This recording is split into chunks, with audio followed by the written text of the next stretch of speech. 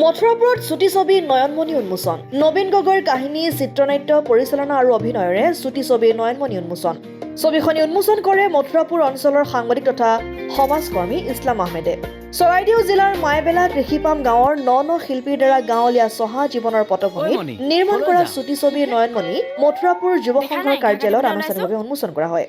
চৰাইদেউ জিলাৰ বিভিন্ন অঞ্চলত চিত্ৰগ্ৰহণ কৰা ৰবীন গগৈৰ চিত্ৰনাট্য পৰিচালনা কাহিনী কণ্ঠদান আৰু মাইনা ডেকাৰ ফটোগ্ৰাফী আৰু সম্পাদনা কৰা নয়নমণিৰ অভিনয় কৰিছে ৰবীন গগৈ, ঋষিকা দুৱাৰা, ৰূপক কলিতা, মৌচুমী কলিতা, হিয়া অন্বেষা চেতিয়া, মাইনা ডেকা আৰু বিনোদ দুৱাৰাই ন শিল্পীৰ সুন্দৰ অভিনয়েৰে এখন উন্নত মানৰ চুটি ছবি নয়নমণিক অসমৰ ছবি অনুৰাগীয়ে আদৰি ল'ব বুলি আশা প্ৰকাশ কৰিছে ছবিৰ পৰিচালক তথা শিল্পীসকলে। আজি শিল্পী দিৱসৰ দিনাখন উন্মোচন কৰি আমাৰ খুব ভাল লাগিছে। আমি এটা গাঁৱলীয়া চহা জীৱনৰ কাহিনীক লৈ এই চুটি ছবিখন আমি প্ৰস্তুত কৰিছিলোঁ।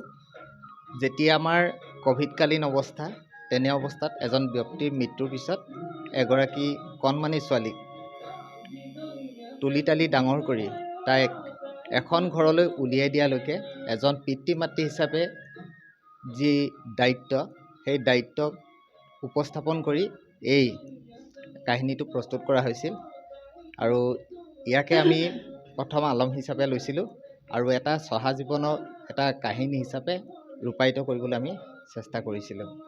মথুৰাপুৰৰ পৰা ইছলাম আহমেদৰ ৰিপৰ্ট, অসম আদিত্য।